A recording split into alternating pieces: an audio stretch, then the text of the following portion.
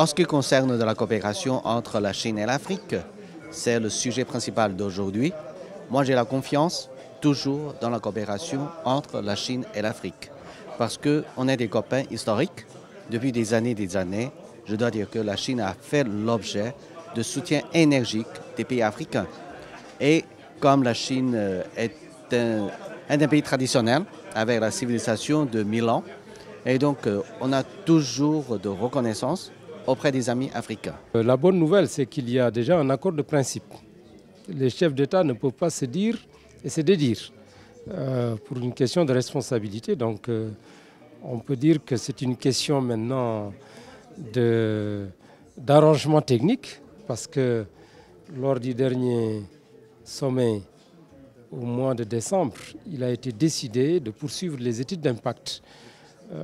Je pense que tout le monde d'ailleurs a intérêt à ce qu'il y ait des études d'impact parce qu'il vaut mieux clarifier les choses avant l'adhésion du Maroc. Cette conférence intervient dans le contexte de la préparation du prochain sommet du FOCAC des chefs d'État sino-africains qui aura lieu en septembre prochain à Pékin. Et je crois qu'il est utile de pouvoir profiter de ce momentum pour pouvoir réunir ici au Maroc, pays qui croit fort à la coopération sino-africaine, et j'en veux pour témoin et pour preuve le partenariat stratégique sino-marocain lancé à la suite de la visite royale de Sa Majesté le roi en Chine en mai 2016.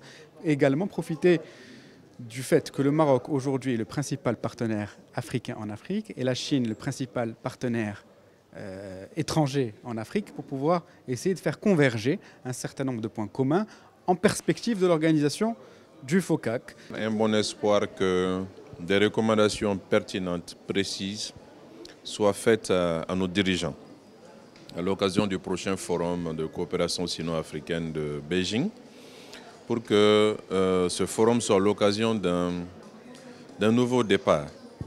D'un nouveau départ qui va être différent de la réalisation d'infrastructures financées, du développement du commerce de matières premières et de produits manufacturés, mais d'une coopération qui va de manière stratégique tenir compte des intérêts des deux parties, à se co-développer et à partager la prospérité.